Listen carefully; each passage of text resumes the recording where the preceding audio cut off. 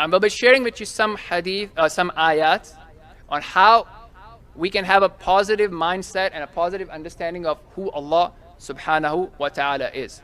A practical use of these things should be, what I typically do with people that I'm coaching is that you should have captured this, something that personally makes sense to you, something that is personal to you, either on your phone or a notebook, and you review it daily till you're conditioned, your mind is conditioned about those ideas. So Allah subhanahu wa ta'ala says, for example, Alam ta'alam anna Allah lahu mulku samawati wal ard. Don't you know that Allah subhanahu wa ta'ala is the one, for him is the heavens and the earth. Wa ma lakum min dunillahi min waliyyun wala nasir.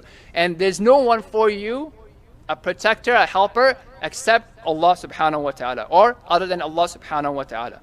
And then Allah subhanahu wa ta'ala says, Wallahu a'lamu bi a'da'ikum. Allah is well aware of all your enemies. So these could be all different types of enemies, right? Who don't want good for you. وَكَفَى بِاللَّهِ وَلِيًّا وَكَفَى بِاللَّهِ نَصِيرًا. And sufficient for you is Allah as a wali, as a protector, as an ally, as a friend, and as an helper.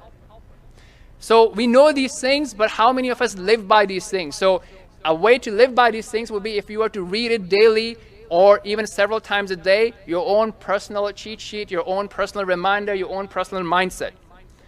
And look how it is quoted in Quran, that you tell them what? Inna waliyyi Allahu alladhi nazzala al-kitab. My wali, my protector, my ally is Allah subhanahu wa ta'ala. Who is the one who revealed the book? And he takes the salihin, wa huwa yatawalla salihin. He takes the salihin, the righteous people, as allies. So if I want Allah subhanahu wa ta'ala to be my ally, what I need to do is do righteous good deeds.